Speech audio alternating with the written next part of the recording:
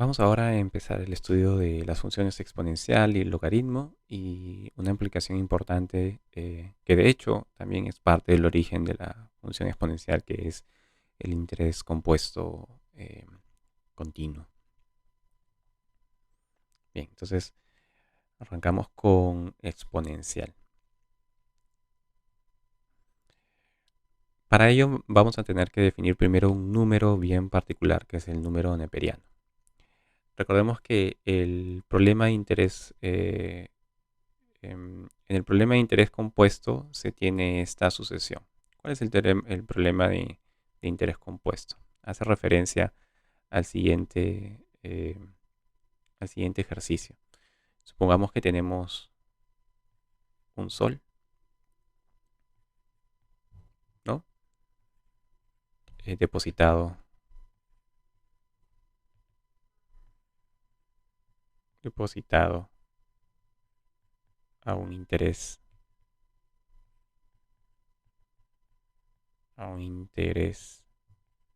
del 100% anual. ¿Bien?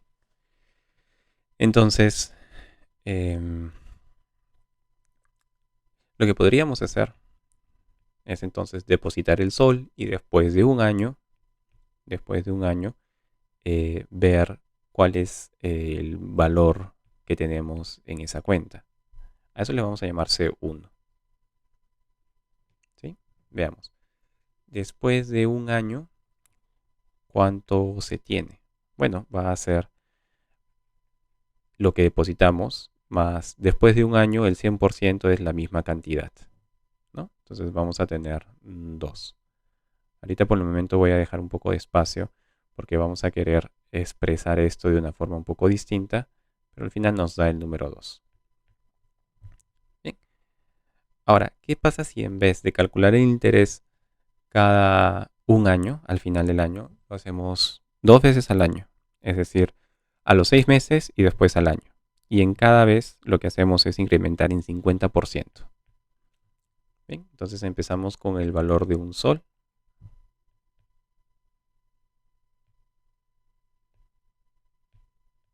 ¿No? Empezamos con un sol. Y ahora lo que vamos a hacer es sumarle el 50%. ¿No? Entonces, le calculamos el 50% y ahora le calculamos el 50% otra vez. O sea, en el primeros 6 meses calculamos esto, pero en los siguientes 6 meses, al final del año, entonces, cuando han pasado 6 meses adicionales, hay que otra vez multiplicarlo por este mismo factor para aumentarle el 50%. Entonces, lo estamos elevando al cuadrado, ¿no? Vamos a escribir esto de otra manera. Es 1 más 1/2 al cuadrado. ¿Sí? Esto es 3/2 al cuadrado. Y 3/2 al cuadrado es 9/4, que es 2,25, ¿no? Entonces, si calculamos el interés una vez al año, ¿no? Nos sale un valor de 2. Pero si lo calculamos 2 veces, nos sale 2,25, ganamos un poco más. Entonces aquí es donde vamos a escribir esto como 1 más 1 sobre 1 a la 1. ¿Bien? Para que se parezca a C2. C3 va a ser 1 por... ¿Qué pasa si calculamos 3 veces al año? O sea, cada 4 meses calculamos el interés. Bien, entonces lo que vamos a hacer es tener que a 1 sumarle ahora 1/3, ¿no? Eso es calcular el interés de 33,3 periódico puro por ciento, ¿no? En los primeros 4 meses. De ahí, en el siguiente tercio del año, hay que multiplicar otra vez por este factor. Y finalmente, en el último tercio del año, en los últimos 4 meses, hay que multiplicar por 3. Bien, entonces aquí Cn tiene la interpretación de ser cuánto nos queda después de un año, en cuánto se transforma ese sol después de un año, si nosotros capitalizamos, se le dice, ¿no? Calculamos el interés n veces en el año. ¿Sí? Si calculamos una vez, es ese 100% entre 1. Nos queda 2. Si lo calculamos 2 veces, ahora es 1 entre 2, pero ahora al cuadrado. Si es entre 3, es un tercio, 1 más un tercio, pero ahora al cubo. Y así sucesivamente. Si calculamos n veces al año, al final del año tenemos 1 más 1 sobre n a la potencia n. ¿Bien? Entonces, esa es la sucesión C en el problema de interés compuesto, ¿no? De depositar una unidad monetaria al 100% anual e ir calculando el interés eh, n veces al año. Pero obviamente ese 100% anual se divide en, en n partes, ¿no? Entonces la pregunta es, ¿qué pasa si cada vez calculamos el interés más seguido? ¿No? ¿Qué pasa si lo calculamos cada mes? O cada día, o cada hora, o cada segundo, o cada milisegundo. ¿Cuánto vamos a obtener al final del año? Entonces, esa es la idea del límite.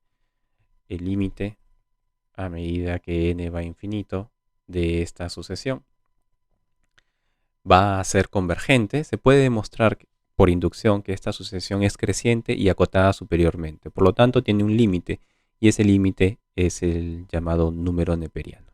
Se puede demostrar que los primeros 10 dígitos de su expansión decimal son estos. Entonces es un número menor que 3, mayor que 2,5, exactamente.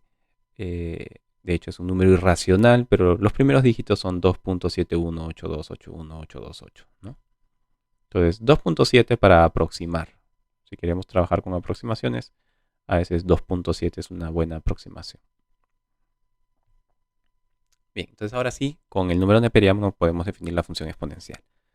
La función exponencial se define como exponencial de r en r. Es una función con regla de correspondencia. La que aparece aquí, exponencial de x, es e a la x. Bien, algo parecido, por ejemplo, a 2 a la n. 2 a la n va creciendo de manera rápida. 2, 4, 8, 16, 32, 64, 128, etcétera, etcétera. Pero también para números negativos, el inverso de 2 es un medio. 2 a la menos 2 es un cuarto y así sucesivamente. Bien, entonces, en vez de trabajar con 2, trabajamos con 2.7, con el número neperiano, y obtenemos esta gráfica, el exponencial. A esto de hecho se le llama crecimiento exponencial y del otro lado es decaimiento exponencial. Entonces esta gráfica crece, a partir de aquí crece rápidamente, pasa por 0,1, claro, porque el exponencial e a la potencia 0 nos da 1 y aquí e a la potencia 1 nos da e. ¿Sí? Por eso tenemos que la exponencial pasa por estos puntos. A medida que x va a infinito, crece hacia infinito. Y a medida que x va hacia menos infinito, se va acercando cada vez más al eje x. Eso se llama una asíntota. ¿Bien? Entonces aquí están las propiedades. El rango de la función exponencial es de 0 a más infinito. El rango lo podemos ver acá. Es acá, ¿no? Todas las imágenes, si las vemos así, las proyectamos al eje vertical, es justamente desde 0 abierto hasta infinito. Eso nos dice que el rango es de 0 a más infinito. Exponencial de la suma es producto de exponenciales, porque exponencial elevado a x más y es simplemente e a la x por e a la y. Es la ley de exponentes. Y la función exponencial es estrictamente creciente, como podemos ver aquí, ¿no? Crece de manera estricta. La gráfica se acerca al eje x hacia la izquierda. Esto significa que el eje x es una asíntota horizontal de la función exponencial y en términos de límites estamos diciendo esto, ¿no? A medida que x va a menos infinito, e a la x se aproxima cada vez más a 0. Bien, entonces como un pequeño ejemplo podríamos graficar la función definida por g de x igual a e a la x más e a la menos x sobre 2. Bien, podríamos tratar de definir tratamos de graficar esta función. Bien, vamos a graficarla de la siguiente manera. Acá tenemos el eje, el plano cartesiano. Bien, y acabamos de decir que la gráfica del exponencial es así. Viene así, crece y crece exponencialmente de esa manera, ¿no? Aquí está en 1. Ese es e a la x. Y ahora grafiquemos e a la menos x. E a la menos x es el resultado de reflejar la gráfica del exponencial alrededor del eje y, ¿no? Esa es la transformación, reflexión. Entonces vamos a reflejarla de esta forma. E a la menos x se va a quedar, vamos a graficarla así. Viene así. Ups. Viene así. De esta manera. Esa es la gráfica de e a la menos x.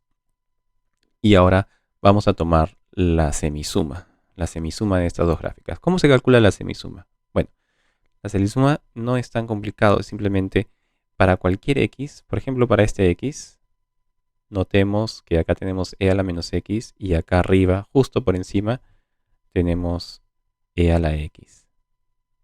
¿Ya? El promedio de estas dos está aquí, ¿no? El punto medio de estas dos. Divide el segmento en dos partes iguales. Entonces ese es el promedio, en ese punto rojo. Podríamos seguir, ¿no? Para este valor de x, la semisuma está por acá. Por acá está la semisuma, para este valor de x. Para este valor de x, acá están los puntos, la semisuma está por aquí. Y viceversa, del otro lado también podríamos calcular la semisuma. Acá está la semisuma.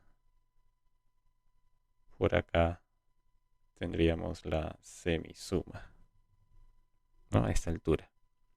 Y de hecho, en 1, como se intersectan, la semisuma es exactamente 1, ¿no? 1 más 1 es 2, sobre 2 es 1. Entonces la semisuma, el promedio es 1. Entonces lo que va a pasar es que vamos a generar una gráfica que se parece, no es, pero se parece a una parábola. Ya, se va a generar una gráfica que se parece a una parábola, pero no es una parábola, de hecho, ¿no? De hecho, esta gráfica tiene un nombre. A esto se le llama el coseno hiperbólico de x.